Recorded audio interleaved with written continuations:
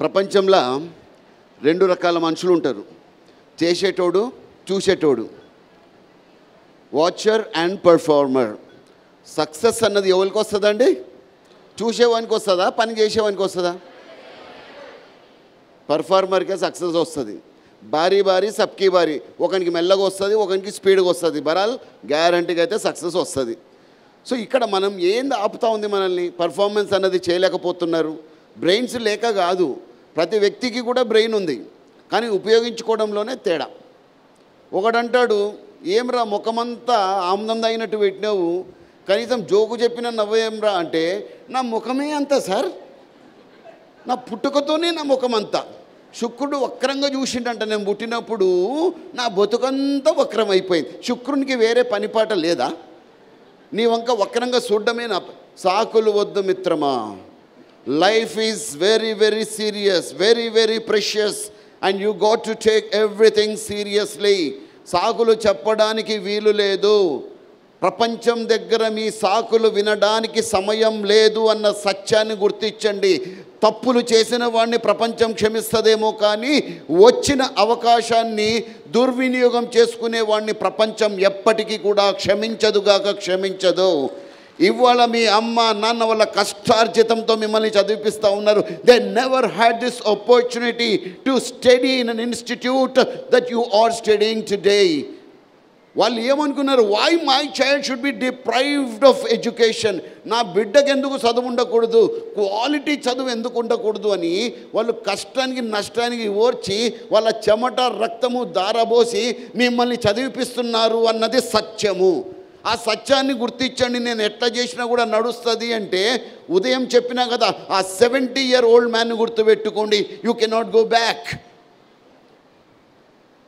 ఒక రాకెట్ని కాకి అడిగిందంట, మీరు లాజిక్ తీయద్దు, రాకెట్ని కాకి మాట్లాడడం ఏంది సార్ అని. ఒక చిన్న ముచ్చట చెప్తున్నా, ఇందులో లెసన్ తీసుకుందాం. కాకి అడిగిందంట ఎవళ్ళని?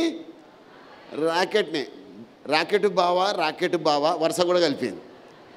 నీకు ఎందుకు అంత స్పీడ్ వస్తుంది? నేను ఎంత ట్రై చేసినా కూడా నాకు ఆ స్పీడ్ వస్తలేదు. హౌ అనిందంట. రాకెట్ అన్నాడంట, నా కింద చూడు బామ్మర్ది అనిందంట. ఏముంటుంది కింద? నిప్పు ఉంటుంది. నీ కింద కూడా నిప్పు పెడితే నాకన్నా ఫాస్ట్గా ఉరుకుతావు అని. Yes sir no. మనం ఎందుకు చదువు మీద శ్రద్ధ పెట్టలేకపోతున్నామంటే, మన కింద నిప్పు లేదు.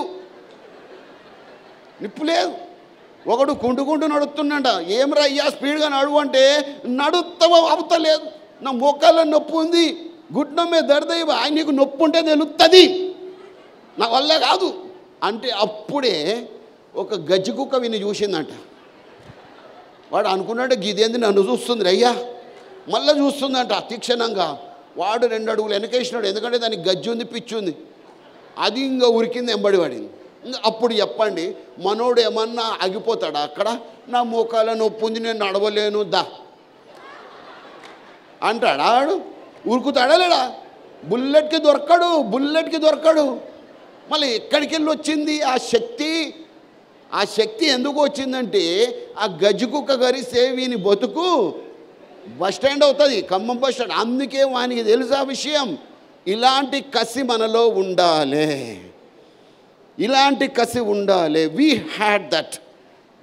మాకు ఇక డోర్లన్నీ మూసుకపోయినా ఏం చేయడానికి లేదు. సావా లేకపోతే చదువా, రెండే. I told you in the morning as a fact అండి. నిర్ణయం మీరు తీసుకోవాలి. Ask from today onwards, keep asking tough questions to your life. మీ జీవితానికి కఠినమైన ప్రశ్నలు వేసుకోండి, కఠినమైన టార్గెట్స్ పెట్టుకోండి. అప్పుడు మీ జీవితం సక్సెస్ ఎందుకు కాదో నన్ను అడగండి. After 10 years I want to see every impactant seated over here to be on top of the world, and it's going to happen provided you follow all the advices that you have been listening for the past 2 days. ఈ 2 రోజుల బట్టి మీరు ఏదైతే విన్నారో ఆకలింపు చేసుకోండి, ఆస్వాదించండి, ఆచరణలో పెట్టండి. అప్పుడు అడగండి, మమ్మల్ని నిలదీసి అడగండి, సక్సెస్ ఎందుకు రాదో. I challenge my dear students, everything is possible. Opportunity అన్నది ఆగదండి. లచ్చమ్మ తల్లి తలుపు కొట్టి వస్తుంది లోపలికి, తలుపు తోసుకొని రాదు. తలుపు ఎవరు తీయాలి? మనమే తీయాలి. చాలామంది అనుకుంటుంటారు, అప్నా టైం ఆయేగా. అదేదో సినిమా వచ్చిందిగా గలీబాయ్, అరే గల్లీ బాయ్లో ఉస్కా టైం ఆయా అప్నా బి టైం ఆయేగా, వస్తుంది బాబు.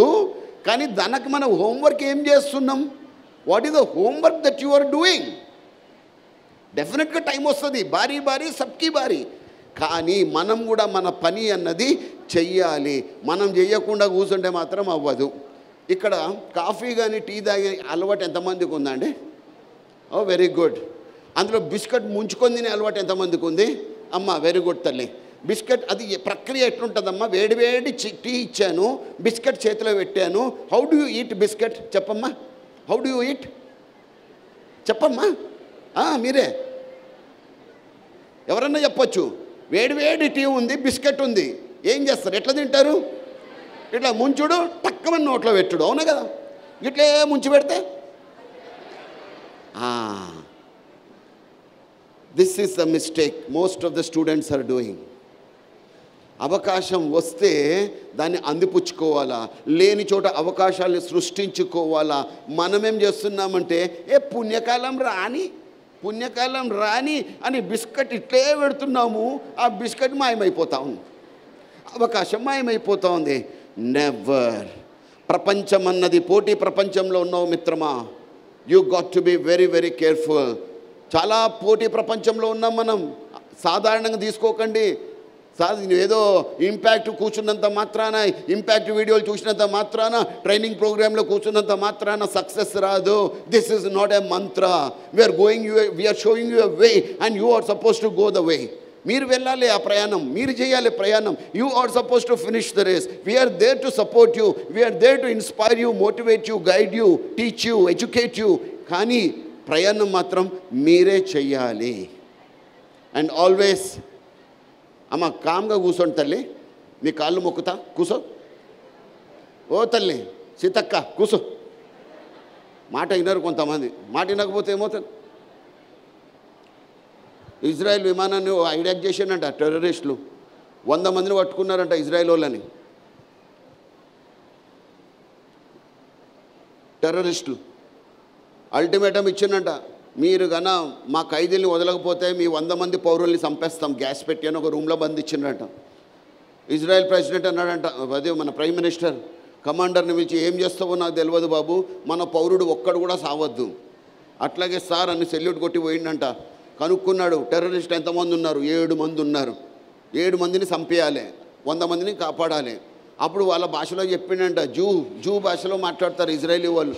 అది టెర్రరిస్టులకు అర్థం కాదు. జూ భాషలో చెప్పిండంట, మేము 1, 2, 3 అంటూనే మీరు అందరూ వండుకోండి అనేసి. నిలబడి ఉన్న వాళ్ళకి అర్థం కాదు కదా టెర్రరిస్టులకి. వీళ్ళందరూ వండుకుంటే నిలబడి ఉన్నోడు అర్థం కాదు, వాడు టెర్రరిస్ట్ వాడిని వేసేయచ్చు అన్నది. సో 1, 2, 3 అని వాళ్ళ భాషలో అనేసరికి అందరూ వండుకున్నారంట. కమాండోస్ లోపల దూరి నిలబడిన వాళ్ళందరినీ పట్ట కొట్టారంట. టెర్రరిస్టులు 7 మంది ఉన్నారు, సచ్చింది 10 మంది. ఆ 3 ఎడికెళ్ళి వచ్చిండ్రు. అంటే నువ్వు వండుకోమంటే మేము వండుకోవాలనా? నువ్వు వినమంటే నేను వినాలనా? నువ్వు కూసోమంటే కూసోవాలనా? నేను చెయ్యా. సీతయ్యలు అంటారు. అట్లాగే సీతక్కలు వద్దు, కూసోండి, మీ కాళ్ళు మొక్కుతా. ఇంత కైండ్గా ఎవరు చెప్తారంటే ఎవరు చెప్పరు కదా.